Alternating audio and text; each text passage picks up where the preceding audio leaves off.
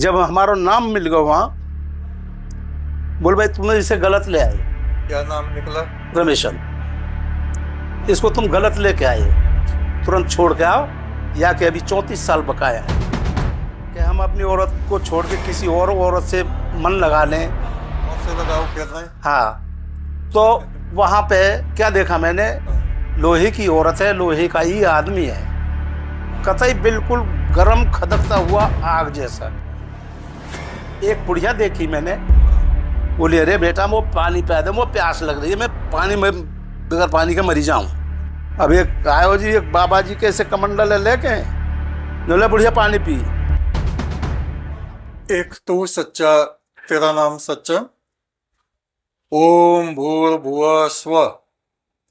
हे पार ब्रह्म परमेश्वर, ये संसार तूने रचा है, ये भूमि तूने बनाई, अंतरिक्ष तूने बनाया, स्वर्ग तूने बनाया, देवता तूने बनाए, मनुष्यों को प्रभु तूने बनाया। हम आपको बताना चाहते हैं, बहुत से ऐसे लोग हैं जो मर गए, परलोक में चले गए और फिर से उनको भेज दिया गया और वो अब भी जीवित हैं, और वो जो उस विषय में बताते हैं, ऐसे हमने बहुत से लोगों से आपको मिलवाया। उसी श्रृंखला में ये आज हमारे साथ हैं, रामनेर गांव है, कौन सा जिला पड़ता है? गौतम बुद्ध नगर जी। गौतम बुद्ध नगर जिला है। और आपका क्या नाम है? रमेशन शर्मा। रमेश चंद्र शर्मा जी। तो आपके साथ भी इसी तरह की घटना जी। हुई थी, तो आप बताइए। देखो जी, मैं आईडियल में नौकरी करता था जी। मैं पोल पे चढ़ गया ऊपर सही करने के लिए उसको, लाइन को। उसमें ये मुझे नहीं पता था कि इसमें करंट है। मैं उस पर चढ़ा तो मैं बिजली ने पकड़ लिया, थोड़ी देर में नीचे आ गया, पूरे शरीर में आग लग गई। एक मेरा दोस्त है, इब्राहिम नाम था, केरल का, वो मुझे हॉस्पिटल लेके गया। मेरा अपना इब्राहिम मोमडन थे वो जी। अच्छा। वो मुझे लेके गया, मेरे मुंह पे उसने अपना रुमाल गिरा, अपने मुंह से ऑक्सीजन देता गया, दोनों छाती ऐसे दबाता, पंपिंग करता गया। उसने एडमिट कर दिया। डॉक्टर बोले भाई इसके 90,000 रुपये जमा होंगे, इसके 90,000 रुपये जमा करो। कि ठीक है, 60,000 रुपये ये लो, 30,000 रुपये बैंक खुलने के बाद में ले जाऊंगा। पैसे उसने जमा कर दिए, मेरा ट्रीटमेंट चालू हो गया। इतने पीरियड में गुरुजी मैं क्या देखता हूं, 2 आदमी आए मेरे पास, काले, जो लाल अंगूछा था घुटनों तलक, हनुमान की गदा उनके हाथ में, बहुत मोटे मोटे कांटे ऐसे अंगूठा जैसे। मेरे से बोले कांटों वाली गदा जी, वे यमदूत होते हैं। हाँ जी। मेरे से बोले भयंकर चेहरे होंगे उनके डरावने से। हाँ जी, हाँ जी। हाँ। मेरे से बोले भाई चल, तू बुलाया हुआ है। तो आपने पूछा नहीं कहाँ चले? हाँ, मैंने पूछा कहाँ चले, कि हमारे साथ चलो। हम उनके सामने चलो जी। तो गुरुजी जिस चीज के अंदर हम बैठे, तीनों जने बंद हुए,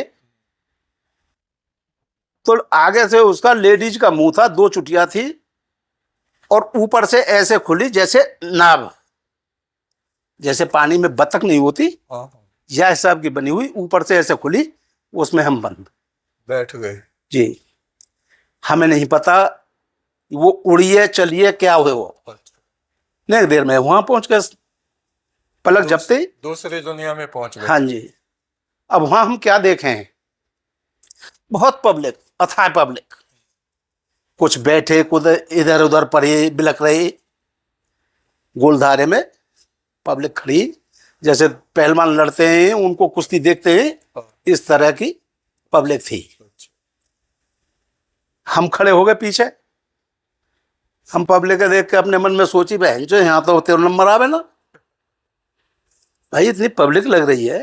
आप किस लिए लग रही है पता नहीं, क्या पता।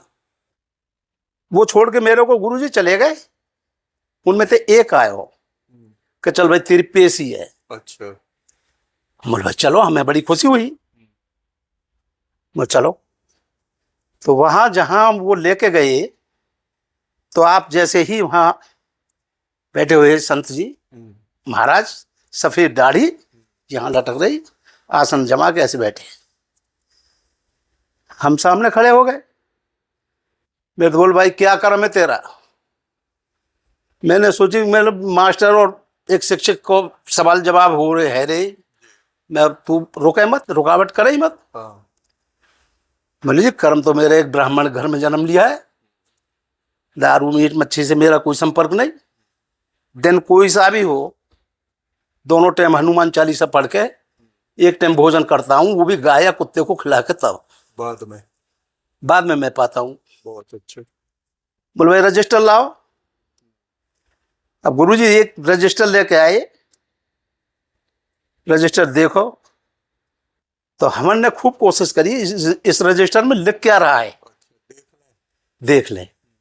उसमें मेरी समझ में एक भी अक्षर नहीं पड़ा। अच्छा, कोई दूसरी भाषा थी? हाँ जी। जब हमारा नाम मिल गया वहां, बोल भाई तुमने इसे गलत ले आए। क्या नाम निकला? रमेशन। इसको तुम गलत लेके आए, अच्छा। तुरंत छोड़ के आओ, या कि अभी 34 साल बकाया है। अच्छा। तो ये मेरा गुरुजी एक्सीडेंट हुआ था 1992 6 नवंबर सुबह 7 बजे, दिन शुक्रवार। अच्छा। अब वो मैंने आके वो जो कि तो एक डायरी में लिख ले। तो वहां से ये घटना तो आपके साथ हुई कि इनको छोड़ के आओ जी। फिर आप लौट के कैसे आए यहाँ? ये पता नहीं कैसे आया। वे यमदूत नहीं आए साथ? नहीं, मेरे साथ में कोई नहीं आया। अच्छा। मैंने तो जब हॉस्पिटल में ही था, कफन में लपेट के और उन्हें सी के। कुछ लोगों हाँ। ने ये बताया कि उन्होंने हमें ऊपर से फेंक दिया, गिरा दिया, ऐसा ऐसा कुछ नहीं। कुछ निशान लगाया नहीं, दम करके? कुछ नहीं, ऐसा कुछ नहीं हुआ? कुछ नहीं। अच्छा। उन्होंने कोई आदेश निर्देश नहीं दिए? नहीं। जो वो महापुरुष थे? उन्होंने कही कि भाई इसके 24 अभी 34 साल बकाए, इसको छोड़ के आओ। अच्छा। अब गुरुजी ये पब्लिक कुछ भी कहे, पब्लिक तो पब्लिक है उसकी बात। एक तो मैंने उस दिन से मतलब अपने मैं बताऊं, एक तो झूठ पे कंट्रोल, दूसरी बात कोई परेशान है मेरे द्वारा उसकी परेशानी हल है रही है तो करूंगा। सही बात, बहुत अच्छा। चाहे मैं भूखो रह जाऊं, हाँ। दूसरे को खिलाऊंगा जरूर। ये बहुत अच्छी बात है। ऐसे ऐसे मेरे शरीर के अंदर 7 बस्ट हैं जो बिजली के हैं। वो तो बिजली के हैं, वो तो हाँ यही हुए थे। हाँ हाँ। वो उस दुनिया में कुछ नहीं, उसमें कुछ नहीं। बस मैंने ये देखा है गुरुजी वहां कि हम अपनी औरत को छोड़ के किसी और औरत से मन लगा लें। बहुत से लगाव फिर रहे हैं। हाँ। तो वहां पे क्या देखा मैंने, लोहे की औरत है, लोहे का ही आदमी है, कतई बिल्कुल गरम खदकता हुआ आग जैसा। ये आपने देखा? मैंने देखा है। उसको कहते हैं कि भाई तू अब इससे वैसे वो कर, या लेडीज है या जेंट्स है, उनको नहीं करना है तो पीछे खड़ा है लट्ठवारा, फोड़ रहा है उसके हाथ में। ये दिखाया आपको वहां? मैंने तो देखा ये है। तो खास बात है जो रह गई थी बताने से। मैंने देखा है। क्योंकि आज के वक्त में व्यभिचार, आज के नवयुवक, आज के स्टूडेंट, आज के लोग मोबाइल पे यही सब देखते रहते हैं, गंदी फिल्में, गंदी चीजें। हाँ। और उनका मन भी गंदगी में जाता है। तो मैंने वो सब देखा? मैंने देखा गुरुजी। अच्छा। हाँ। मैं बोल रहा हूँ जो यहाँ तो बहुत बढ़िया हिसाब किताब है रो यहाँ तो। भाई हिसाब किताब वहां यहाँ नहीं है। डर तो लगा होगा।